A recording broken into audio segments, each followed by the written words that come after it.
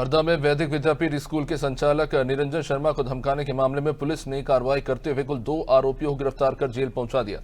Police ने बताया कि मामला अड़ीबाजी और धमकी देने से जुड़ा है। इस पर विभिन्न धाराओं के तहत अपराध दर्ज किया गया। अब इस बीच आरोपी आनंद जाट की पत्नी ने आरोप लगाया कि उनके पति को झूठे केस में फंसाया गया है। उन्होंने कहा कि आरएसएस के एक नेता के कहने पर यह सब कुछ हुआ है, जबकि घटना वाले दिन आनंद घर पर ही मौजूद थे।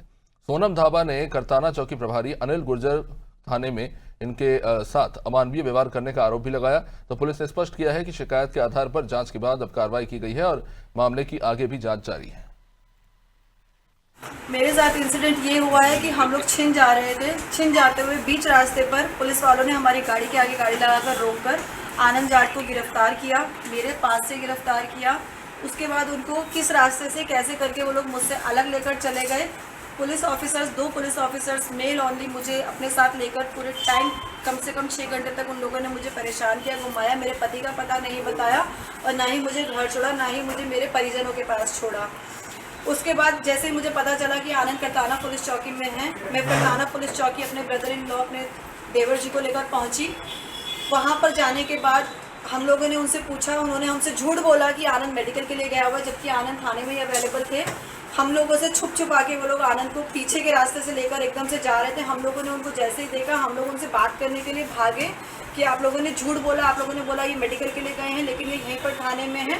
तो उन्होंने बोला कि हम नहीं मिलने देंगे, हमें नहीं मिलने देना, कल न्यायालय से बात करना। क्या मामला दर्ज हुआ है, क्या कुछ बताया है कि किस कोई मामला, कोई इन्फॉर्मेशन मुझे नहीं दी गई। उस दिन मुझे बस एक रिटर्न में रात के 12 बजे सिर्फ ये लिख के दिया गया कि 2-4 ये जो 5-6 धाराएं उनके अगेंस्ट लिखी गई हैं। उसके अलावा मुझे कुछ नहीं पता कि क्या हुआ क्या नहीं हुआ। तारीख को छीपानेर में वैदिक विद्यापीठ में एक अज्ञात व्यक्ति घुसता है और चिल्ला चोट करता है, झूमा झटकी करने लगता है वहाँ के लोगों के साथ और यह बोलता हुआ घुसता है कि मुझे आनंद जाट ने भेजा है, निरंजन शर्मा जी कहाँ पर है। जब लोग पूछते हैं कि तुम कौन हो, तो बताता है कि मेरा नाम जगदीश गोलिया है, अब गाँव से आया हूँ, आनंद जाट ने मुझे भेजा है, तुम लोग बहुत पैसे कमा रहे हो, 1 लाख रुपए दो वरना यहाँ जान से ख़त्म कर दूंगा निरंजन शर्मा जी। इस प्रकार से बोलता हुआ जब वो घुसता है तो लोग उसको रोकने की कोशिश करते हैं, लेकिन वहाँ के अध्यापकों से वो नहीं रोकता, उनके साथ झूमा झटकी करते हैं। जो फरियादी हैं हमारे रिपोर्ट के, जब उन्होंने उसको रोकने की कोशिश करी, दूसरे लोगों को बुलाया तो उसने उनके साथ झूमा झटकी करी जिससे उनको चोट भी आ गई। लेकिन जैसे ही बाकी लोग वहाँ इकट्ठे हुए तो वो सभी को देख के वहाँ से भाग गया।